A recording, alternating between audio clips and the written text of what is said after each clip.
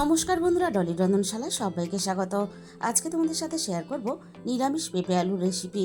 নিরামিষ পেঁপে আলু এইভাবে রান্না করলে যে একেবারেই পেঁপে খেতে চায় না সেও কিন্তু শুধু মুখে এক বাটি খেয়ে ফেলবে।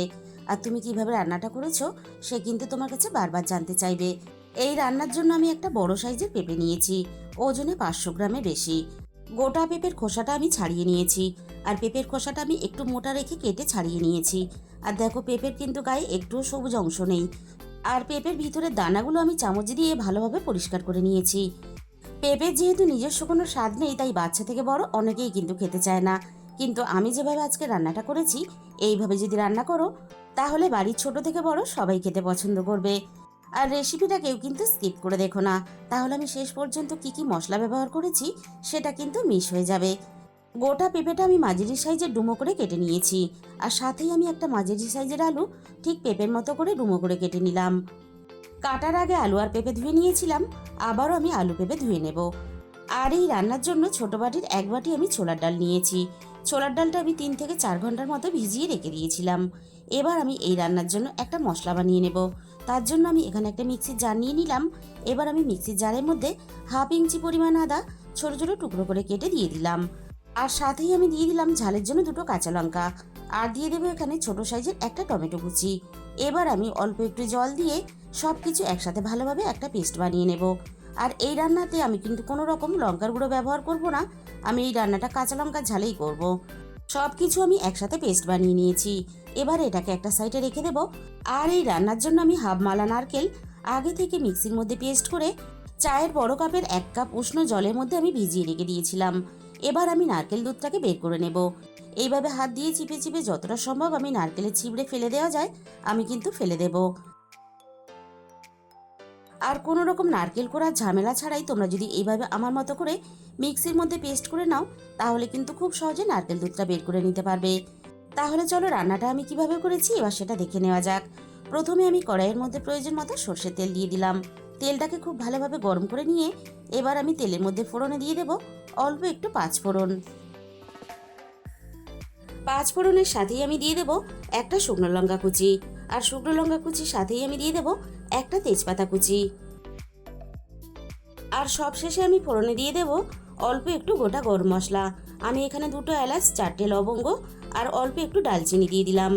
এবার আমি ফোড়নটাকে নাড়াচাড়া করে কয়েক সেকেন্ড ভেজে নেব, ফোড়ন থেকে সুন্দর মিষ্টি গন্ধ বেরোনো পর্যন্ত। ফোড়নটাকে আমি ভালোভাবে ভেজে নিয়েছি। এবার আমি কেটে রাখা আলুগুলো ভাজার জন্য তেলের মধ্যে দিয়ে দিলাম। এবার আমি আলুটা নাড়াচাড়া করে হালকা একটু লালচে রং ধরা পর্যন্ত ভেজে নেব। মিনিট 3-4 মতো নাড়াচাড়া করে ভেজে নিয়েছি। এর থেকে বেশি ভাজবো না, কারণ পেঁপে ভাজার সাথে সাথে আলুটা আরও একটু ভালোভাবে ভাজা হয়ে যাবে। এবার আমি সমস্ত কেটে রাখা পেঁপেগুলো আলুর সাথে দিয়ে দেবো ভাজার জন্য। রান্নাটা আমি এক পাকেই করব, তাই আলু আর পেঁপে একসাথেই ভেজে আমি রান্নাটা করব। কারণ গরমের সময় আমাদের কারোরই কিন্তু খুব বেশিক্ষণ রান্না করে থাকতে ভালো লাগে না। তাছাড়া পেঁপের তরকারি আলাদা আলাদা করে আলু পেঁপে ভেজে রান্না করার দরকার হয় না। আলু আর পেঁপেটাকে আমি একসাথে নাড়াচাড়া করে নিয়ে এবার আমি রান্নার স্বাদ মতো লবণটা দিয়ে দিলাম। তবে তোমরা যদি চাও তাহলে কিন্তু আলু পেঁপে আলাদা করে ভেজেও রান্নাটা করতে পারো। লবণটা আমি আলু আর পেঁপের সাথে একটু নাড়াচাড়া করে নিলাম। এবার আমি ভেজানো ছোলার ডালটাকে দিয়ে দিলাম। এবার আমি সবকিছু একসাথে নাড়াচাড়া করে বেশ ভালোভাবে একটু ভেজে নেব। পেঁপে, আলু, ডাল সবকিছু একটু নরম হওয়ার জন্য কড়াইটা আমি একটু ঢাকা দিয়ে দেব। মিনিট 4-5 মতো আমি কড়াইটা ঢাকা দিয়ে দিয়েছিলাম। এবার আমি কড়াই থেকে ঢাকাটাকে সরিয়ে নিলাম। এইভাবে নাড়াচাড়া করে ঢাকা চাপা দিয়ে আমি আলু আর পেঁপে সবকিছু বেশ ভালোভাবে ভেজে নেব। এইভাবে একটু ঢাকা চাপা দিয়ে ভাজলে তাহলে আলু আর পেঁপের ভেতর থেকে সুন্দরভাবে সিদ্ধ ভাব চলে আসবে, আর ডালটাও আলু পেঁপের সাথে সমানভাবে সিদ্ধ হয়ে যাবে। আমি আবারও একটু ঢাকা দিয়ে দিয়েছিলাম। 6 থেকে 7 মিনিটের মতো নাড়াচাড়া করে সবকিছু আমি একসাথে বেশ ভালোভাবে ভেজে নিয়েছি। এবার আমি পেস্ট করে রাখা আদা, কাঁচা লঙ্কা, টমেটোটা দিয়ে দিলাম। আর একই সাথে আমি মিক্সির বাটি ধুয়ে অল্প একটু জল দিয়ে দিলাম। এবার আমি সবকিছু একসাথে নাড়াচাড়া করে একটু কষিয়ে নেব, আদা আর টমেটোর কাঁচা গন্ধটা চলে যাওয়া পর্যন্ত। এবার আমি রান্নার একে একে গুঁড়ো মশলাগুলো দিয়ে দেব। প্রথমে আমি দিয়ে দিলাম 1/2 চামচের একটু বেশি হলুদের গুঁড়ো, আর সাথেই আমি দিয়ে দেব অল্প একটু ধনে গুঁড়ো। আর সবশেষে আমি দিয়ে দেব 1/2 চামচ জিরে গুঁড়ো। নিরামিষ তরকারি, তাই কিন্তু খুব বেশি আমি মশলা ব্যবহার করলাম না। পেঁপে আলুর তরকারিতে খুব বেশি মশলা ব্যবহার করলে তাহলে কিন্তু খেতে ভালো লাগে না।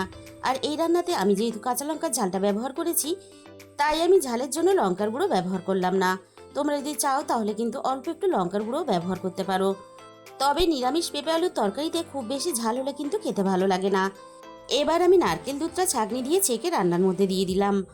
নারকেলের ছিবড়ের মধ্যে এক্সট্রা যে দুধটা আছে, আমি দেখো চামচের সাহায্যে এভাবে চেপে চেপে রান্নার মধ্যে দিয়ে দিলাম। আর বাকি নারকেলের এতটা ছিবড়ে কিন্তু আমি ফেলে দিলাম। ওই একই বাটির মাপ করে আমি আরও হাফ বাটি জল দিয়ে দেব। আমি জল আর নারকেল দুধ মিশিয়ে রান্নাটা করলাম। তোমরা যদি চাও তাহলে কিন্তু রান্নাটা পুরোটাই নারকেল দুধে করতে পারো। এবার আমি সব কিছু একসাথে নাড়াচাড়া করে বেশ ভালোভাবে মিশিয়ে দেব। রান্নাটা হালকা ফুটতে শুরু করেছে। এবার আমি রান্নার মধ্যে স্বাদ মতো চিনি দিয়ে দিলাম। আর অল্প একটু চিনি কিন্তু অবশ্যই ব্যবহার করবে, তবেই কিন্তু রান্নার স্বাদটা বজায় থাকবে। এবার আমি কড়াইটা ঢাকা দিয়ে ভালোভাবে রান্নাটা হতে দেব। মিনিট 15 মতো আমি রান্নাটা করে নিয়েছি। এবার আমি কড়াই থেকে ঢাকাটা সরিয়ে নিলাম। এবার আমি নাড়াচাড়া করে দেখে নেব আলু, পেঁপে, ছোলার ডাল সবকিছু ভালোভাবে সিদ্ধ হয়েছে কিনা। পেঁপে বেশ ভালোভাবে সিদ্ধ হয়ে গেছে। এবার আমি দেখে নেব আলু ভালোভাবে সিদ্ধ হয়েছে কিনা। আলুও বেশ ভালোভাবে সিদ্ধ হয়ে গেছে। এবার আমি দেখে নেব ছোলার ডালটা ভালোভাবে সিদ্ধ হয়েছে কিনা। ছোলার ডালটাও ভিতর থেকে দেখো সুন্দরভাবে সিদ্ধ হয়ে গেছে। এবার আমি সবশেষে চায়ের চামচের 1 চামচ ঘি দিয়ে দিলাম। আর যেহেতু নিরামিষ পেঁপে আলুর তরকারি, তাই অল্প একটু ঘি দিলে তাহলে রান্নাটা খেতে ভালো লাগবে। বন্ধুরা, তোমরা হয়তো পেঁপে আলুর তরকারি অনেক রকমভাবে বানিয়ে খেয়েছো, তবে আজকে আমি যেভাবে রান্নাটা করেছি, একদিন হলো এইভাবে রান্নাটা করে দেখো। গরম গরম ভাত বা রুটির সাথে খেতে দারুণ লাগে। তাহলে বন্ধুরা, আজকের এই রেসিপিটা ভালো লাগলে ভিডিওতে একটা লাইক করে দিও আর নিজেদের বন্ধুদের মধ্যে শেয়ার করে দিও। আর যে সমস্ত নতুন বন্ধুরা এখনো পর্যন্ত আমার চ্যানেলটা সাবস্ক্রাইব করনি, আমার চ্যানেলটা সাবস্ক্রাইব করে আমার পাশে থাকার অনুরোধ রইল।